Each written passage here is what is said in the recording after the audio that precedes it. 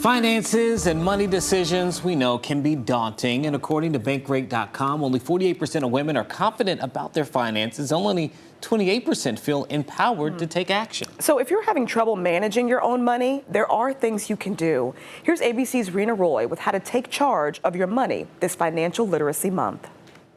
For more than 15 years as a business journalist, Allison Cossack often reported from the New York Stock Exchange. But in her personal life, she wasn't making the financial decisions. I let my husband do all things financial, and that was one of the biggest mistakes of my life, because when the marriage started to go bad, because he handled all the financial stuff, I stayed in the marriage years longer than I should have. The author of What's Up with Women and Money says a lack of confidence led her to avoid taking charge of her finances. When I got through all of that, I realized that there were a lot of women out there who feel the way I felt. Cossack says the biggest mistake women make is simply not getting involved. For instance, a woman who had no idea that her husband didn't have enough life insurance, and when he died, she was left with not as much money as she expected, and she had 2 kids and had to somehow dive back into the career that she once had. She adds that women should have full visibility over their family's finances, including assets, debt, and passwords for investment accounts. And the best place to start your financial literacy journey?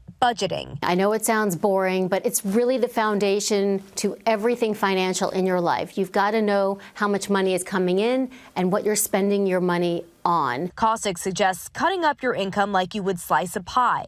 One portion to pay your bills, another for emergency savings, and another for investing. I would say tackle the debt on your credit cards first before you tackle investing, especially if you're carrying a ton of credit card debt, because you're not going to make that money back in the stock market when you see interest rates on credit cards anywhere between 20 and 25%. And don't forget about estate planning. Honestly, if you have pets, if you have a car, if you have stuff, you should really be writing a will. And you can do that online. Many of us think that we have to be millionaires to write an estate plan. We don't. If you're in a relationship, Cossack stresses the importance of money talks with your partner. I think once you start sharing information back and forth, I think you're going to feel more empowered. Reena Roy, ABC News, New York.